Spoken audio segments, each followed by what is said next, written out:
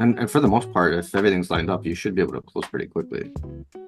I don't know, because when you do like anything with even land, it's a pain in the ass. Due diligence period. Like, I mean, you're dealing with the TD Bank that you sold. Like, look at that Yeah, thing. Imagine if that had a 6 month limit. yeah. It's a lot of work, I guess, to line it up, but people do it.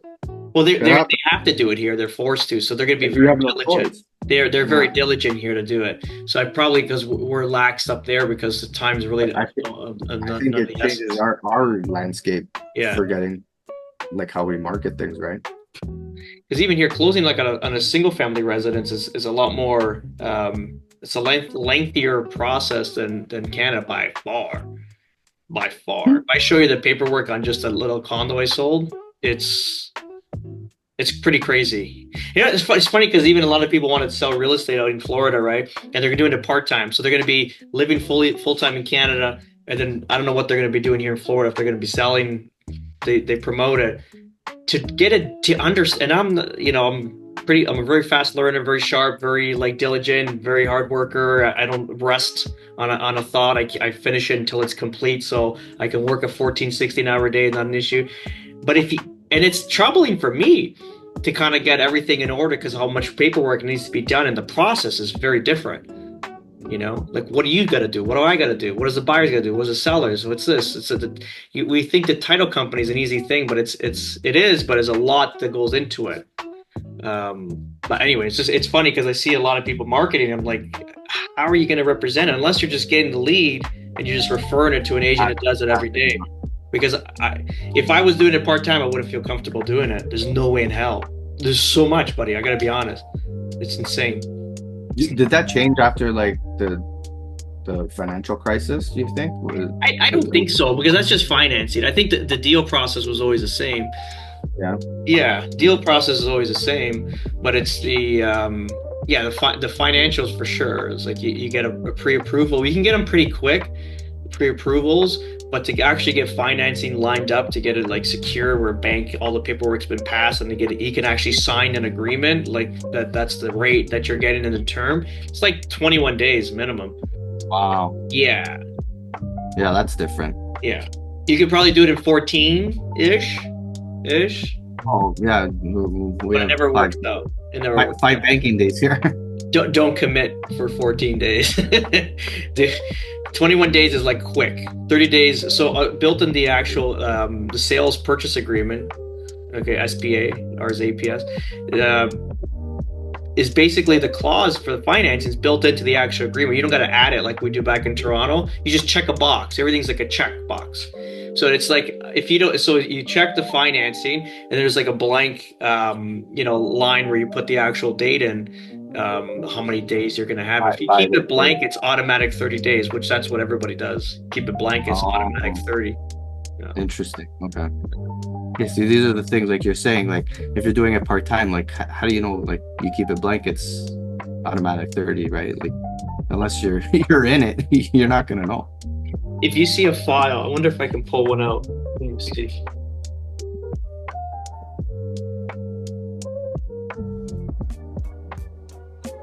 This one's represented.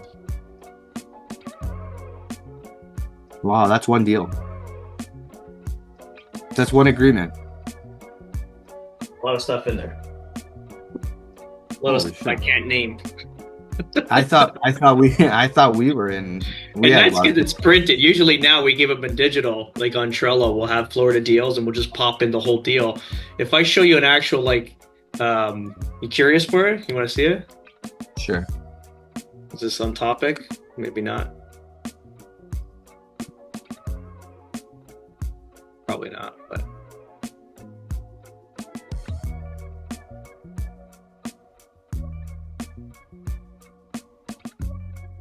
not even enough. This is not even a good one.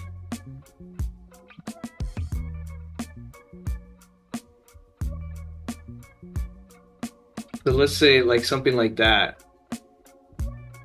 I don't know if you can see this. That's one deal. Yeah. And these are probably like 20, 30 page. Documents. Yeah. Oh my goodness. That's wild. So it doesn't make sense to have them, like you can't have them paper anymore. It's too much. So it's best to have them literally in digital form because the mortgage agent needs some information and just you kind of pull it off of Trello and away you go. Look at this one. You want to see another one? And this deal fell through too. Watch this. Oh, Look at this thing. holy shit. Those are all files. That's one deal. Oh, There's one deal. Think about it. You have to when you do a deal, you gotta take the afternoon off. You gotta just figure out all the paperwork. oh my goodness. Yeah. That's insanity. Yeah, ours is definitely a lot more straightforward, I would say. Oh, by far. It's one 11 to 12 pages. You got a deal. You got a couple amendments. schedules in there, an amendment. 11 pages if it's a big complex deal. You got what, 5 pages the APS, and then you got the Schedule B and A. So that's what, 7? Maybe 7, yeah, typically 7. Usually it's like 11 to 12 pages, like with an 801 and Okay. EPS and the co-op, like, and your Okay, fair enough with the co-op. Yeah. Yeah, that's like your full deal, 11 pages, right? Yeah. You got a That's lot. insane. Also, like all these documents come, and then as a realtor, it's weird because we have attorneys review all the status of the condo, right? Here, they give it to the seller, they give it to the buyer and the realtor. I'm not reading this. I'm not qualified. I apologize.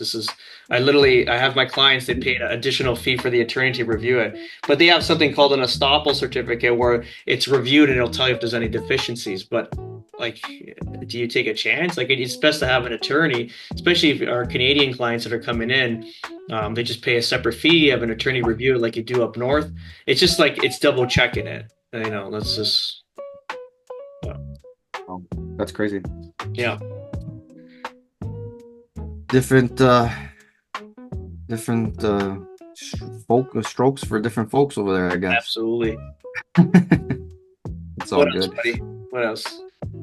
No, but hopefully this we'll see what happens. It's exciting for Canadian investors if this does go through. Let's face it, right? Because the ones that don't feel comfortable investing where I guess returns are better, but need some leeway here, it's gonna help them. Some people aren't gonna invest anywhere else just because they have to be 10, 15 an hour from their investment. It'll help those people for sure if it comes true. Yeah, I think so. I think it's a good start. I just the only thing I fear it's not going to resonate with what he needs to get voted in. It's good for us, like for people that are investing, but I think as we get closer to election days, keeps like plucking out new incentives. I think this is one of incentives, those. yeah. Yeah. I think the fear mongering is going to get it done. The urgency, the fear about the U.S. tariffs and stuff like that. That's going to get that election done. That's why the Liberals were so behind prior to the switch of party. It's crazy how like you just swap one person, same agenda, and now you're good.